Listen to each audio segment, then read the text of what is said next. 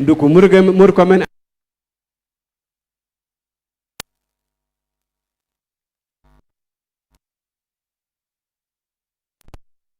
Very much. Please be Ketini. Thank you, Governor.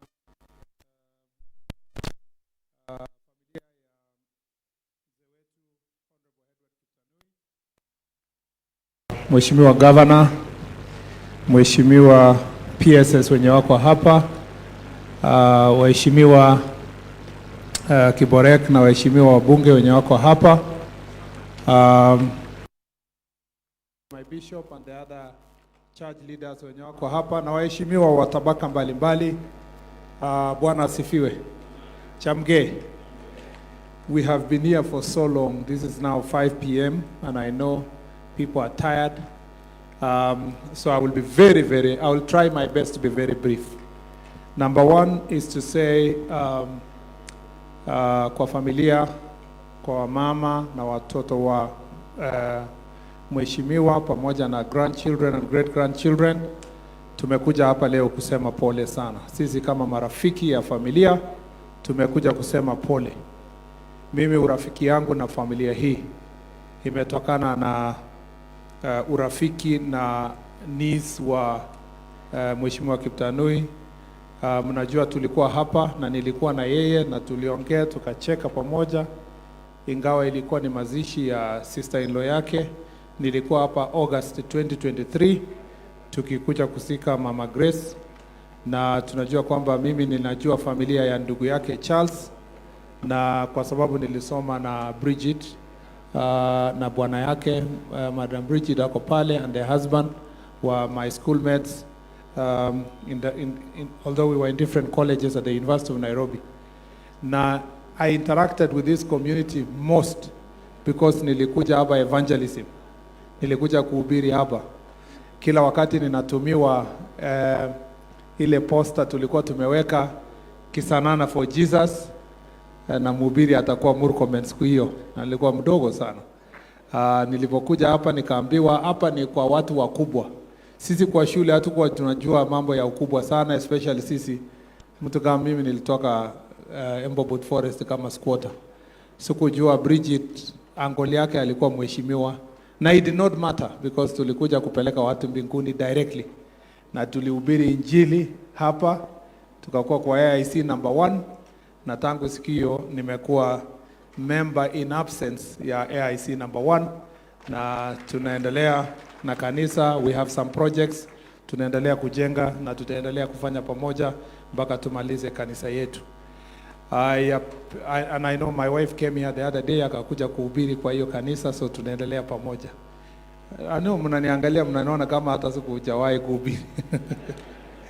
Number 2 ni kusema kwamba mheshimiwa historia yake imesemwa hapa, na tumesoma historia, tumesikia testimonies. Unajua sisi wenye tumekuja hapa tumeomba tu kura juzi, tuko ofisi juzi, hatungefaa hata kutuongee sana, lakini ule mama wa Chemirmir family, si Chemirmir?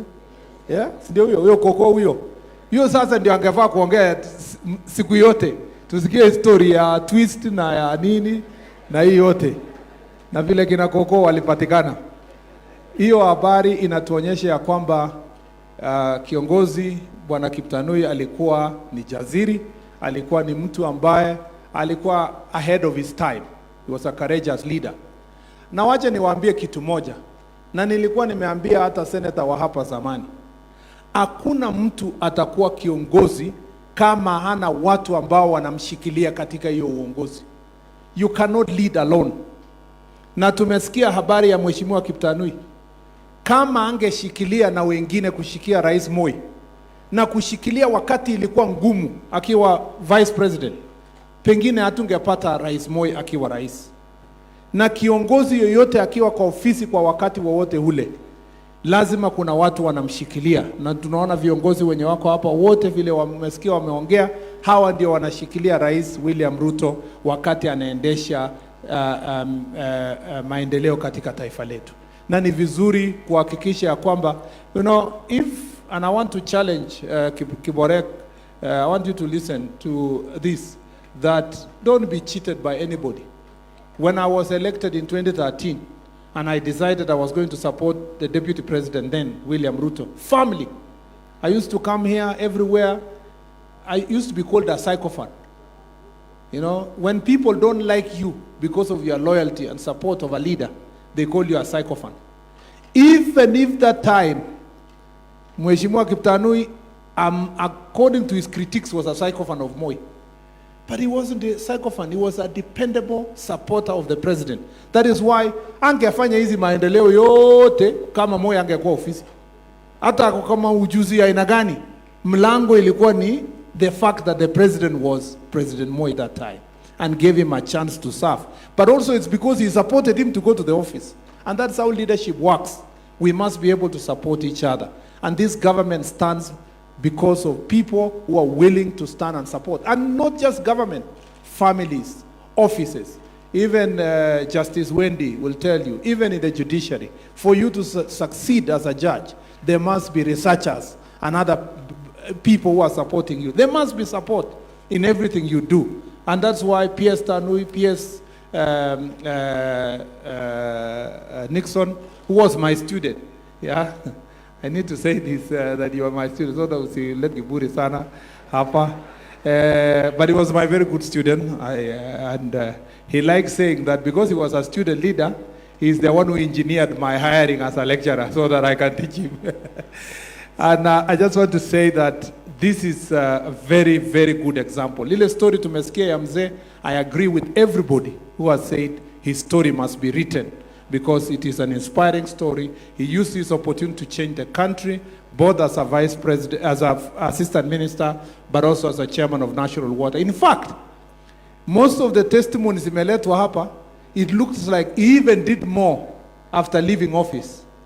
Yeah, mawirtage, ilan gawirtage, maleo magugona ngachar, matage kwa, kagiai mulolongo, mamugulel, kitastai kwa chibikazi.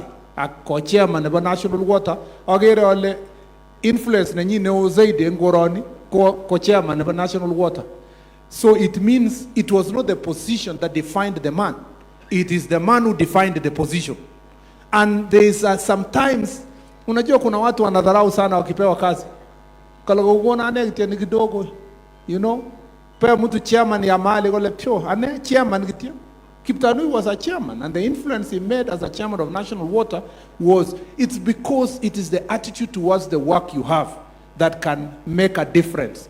And I think that is an example that we can learn from him. That if you have the right attitude, the right mind, the right focus, and you have the right spirit for helping people, it does not matter where you've been put. You're going to make a difference using the position that you hold. I came here today also to appreciate a man who has unique opportunity or a feat of being a four-star general. I have no intention of having 4 wives. Let me start from there. Let me tell you, hii wanaume wachache ni kama yeye. Hii wanaume hata wacha niwaambie, wanaume wa mama msifikirie hii wanaume ni serious vile mnaonanga. Wanaume akiwa center, unaona anaongea kabisa, anasema tishe nongo mamureden matinya kwangu asimba kwangu. Lakini akitoka center akienda nyumba ngoitket konyor watchman la kakoit mama anam keleji kakoit kala une sorait kidogo. Yeah, because kusema kweli wamama wanatawala kwa hizi manyumba, lakini kwa center na public podium ni wanaume ndio wanatawala huku nje. Lakini huko nyumbani kila mtu sasa kama ulifikiria utakuwa kama huyu mzee, it's not possible. And I want to say thank you also. A lot of leadership, development issues have been mentioned here. Ya Baringo, tunaendelea kuhakikisha ya kwamba tunatimiza ile rais ali-promise. Rais wetu ali-promise wa Kenya, mambo ya universal health care. You can see the progress is going on. Kuna challenges kidogo tu kwa SHA, kidogo, lakini in another 2-3 months itakuwa imelainishwa. And this is going to be a revolutionary program. Mnajua, mumeona kwamba watu wenye wako na critical care saa hizi wanapata faida kubwa sana kwa kuwa umeregister kwa universal health care. Now the problem is to solve the smaller issues and to make sure that the funds are being channeled to the hospitals at a local level, ndio dawa itapatikana kwa local hospitals na kuhakikisha kwamba people are treated within their locality so that they can benefit from the contributions they are making. Unaona kwamba rais alipata uchumi kama iko kwa hali mbaya sana. Dola ilikuwa 160, saizi dola ni 128. Euro hata imeshuka juzi, imefika karibu 130. Because na mnaona interest rates ya bank, one of the indicators of a well-doing economy is interest rates ikianza kukuja chini ya kuboro kwa bank. So there is a lot that has been done to deal with inflation. Inflation now is around 3%, down from 7% because of the economic interventions. It was painful, and it is true that people are complaining it was painful. But usually, ile dawa inatibu is also not at ile tamu. It's painful, but it is going to solve the problems we have had as a country and make us a country that is dependent on itself. Mulikuwa mnataka tumalize barabara haraka na tuko na deni. Mimi nilikuwa waziri wa barabara. Tuko na deni ya barabara ya bilioni 200. Na ili hali uchumi was struggling. But because of the interventions rais ameweka, tumepata, juzi tulipata, just before I left, we made sure that we had 7 shillings from the road maintenance levy, which has now been securitized. Mkinajua saizi barabara yetu ya Mokotio, kukuja Kipkitur, iende mpaka, kuja hapa Kisanana, ikienda Kamkunji, na ile ya kuelekea ikienda Bogoria. Sasa the contractor is back on site, na hata toka tena mpaka tumalize hiyo barabara. Ikiwa hata ile ya Karandi, Mochongoi, sasa tutakuja kumaliza, because we had to have a plan yenye ita sustain hiyo barabara, including these old roads yenye imewachwa for long ya Sirwa ambaye ilikuwa imeisha kwa lami. Sasa we are going to maintain those roads because we needed fast to make sure that kunakuwa na intervention kwa mambo ya economy. Mnajua kwamba Mheshimiwa Kithure Kindiki wa naibu wa rais alifanya kazi na nyinyi sana kupambana na mambo ya majangili kwa Baringo hii. Baringo, Elgeyo Marakwet, Samburu, kwenda huko West Pokot mpaka Turkana. Hii Kerio Valley sasa mnaona tuko na relative peace. My responsibility as a cabinet secretary is to do further to eradicate mambo ya cattle rustling and to make sure that our people are now getting into economic activities yenye itawasaidia kusonga mbele. Na tuko hapa na our county security team wako hapa. Tumekubaliana, unaona county commissioner wako hapa na team yake. Tumekubaliana ya kwamba, asante sana, tumekubaliana ya kwamba tunataka sasa kwenda the next phase ya kuhakikisha kwamba peace building inapatikana even after we've done security operations. And we are going to be meticulous in dealing with this issue of insecurity because it's important for us to make sure that we sort out insecurity in Kerio Valley. And I agree with you, Bishop. Ulikuwa umeniambia kuhusu mambo ya kanisa, utaona mkono yangu tukichenga kanisa huko Silale na sehemu zingine. Mimi nitawatembelea pale, lazima to restore, not just church. Rais alitoa order juzi na resources, tunamaliza all the schools. Ile schools yote ilikuwa imebomolewa, sasa tumeweka pesa ku restore all those schools so that we can take our children back to school. Na nataka kuhakikisha kwamba pia tumeleta mambo ya maji. We will be working together for drilling ya mambo ya maji kwa sehemu hiyo to make sure that we sort out the problem of marginalization in terms of water issues. And we have a longer program for infrastructure, and I chaired a meeting Tuesday with all the leaders of Kerio Valley, and I will continue doing so until we sort out the issues that are in here in Kerio Valley, because our job also as a ministry that has national coordination is to assist in coordinating these programs to make sure that we can move our country to go forward. And I want to thank His Excellency the President. Rais amefanya kazi kubwa sana. Tulikuwa tumevamiwa na wanasiasa mwaka jana ambao walijificha kwa vijana na wakalete shida kwa nchi yetu. Lakini rais akachukulia hiyo opportunity kuhakikisha kwamba it turns out for good. Ndio akaweka broad-based government. Hiyo broad-based government is to bring everybody on board so that we can together think about how we solve problems in our country. Na sisi kwa executive, sisi tumekaa vizuri na kina Upio Wandae, kina Mbadi. Huwezi jua nani alikuwa ODM zamani na nani alikuwa kwa UDA. In cabinet we have gelled very well. We are one team.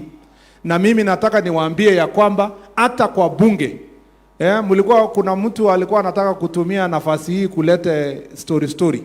Lakini mtaona hata bunge leo kwenda mbele, kwamba wameshikana pamoja, na tutahakikisha kwamba even in parliament there is teamwork, there is unity the way it is in the executive, and you will see one team working together.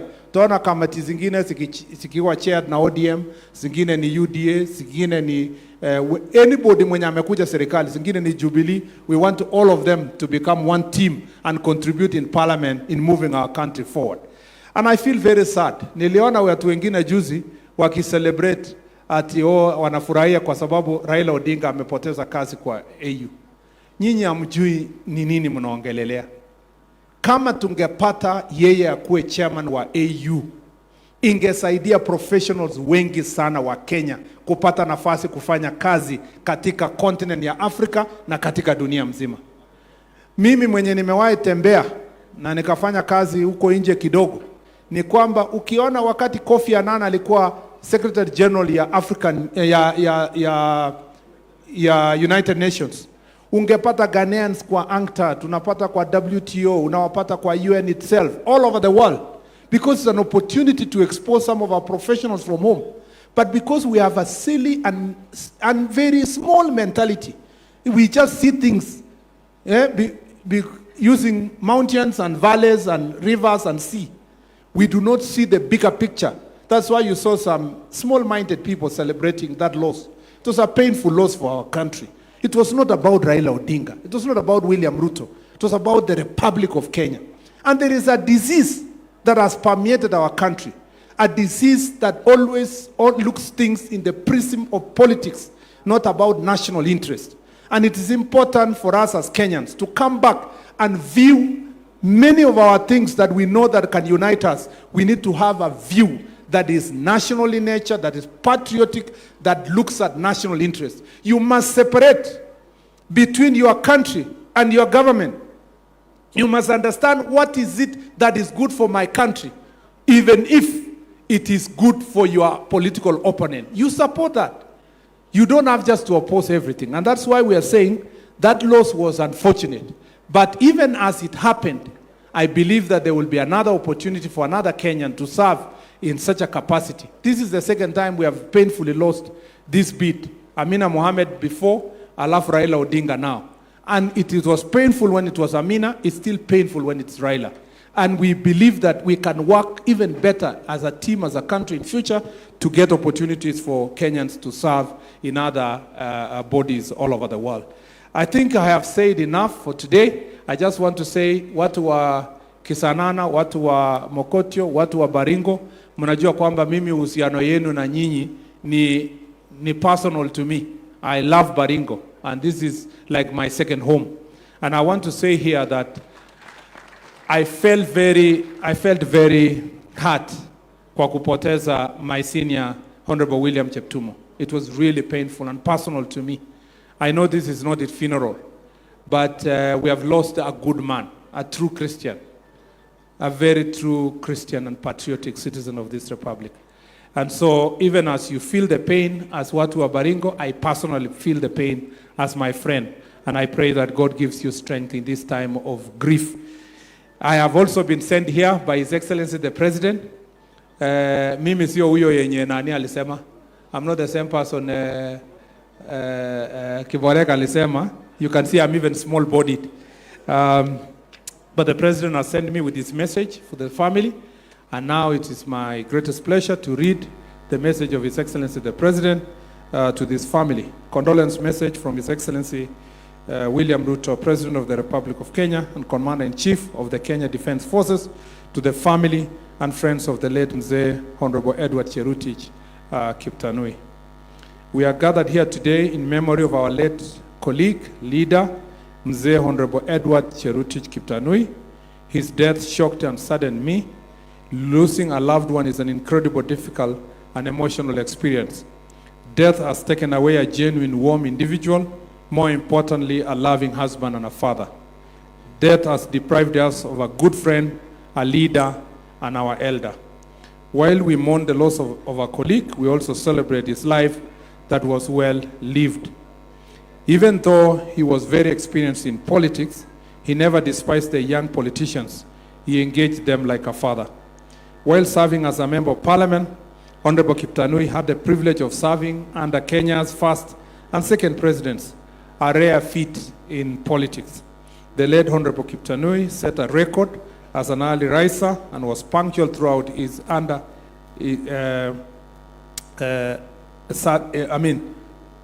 throughout his life, something that we need to emulate as leaders. Mzee was a dedicated leader who earned the respect and recognition from the late President Daniel Arap Moi, who appointed him as an assistant minister. Honorable Kiptanui believed in economic empowerment and left very impressive footprints. As a devout Christian, he actively supported church growth and development. His legacy in this area will live forever. Rest in peace, Honorable Kiptanui. Signed, William Samoei Ruto, PhD, CGH. Thank you very much. Asante sana. Asante sana waziri, mtumpigie waziri makofi mazuri jameni.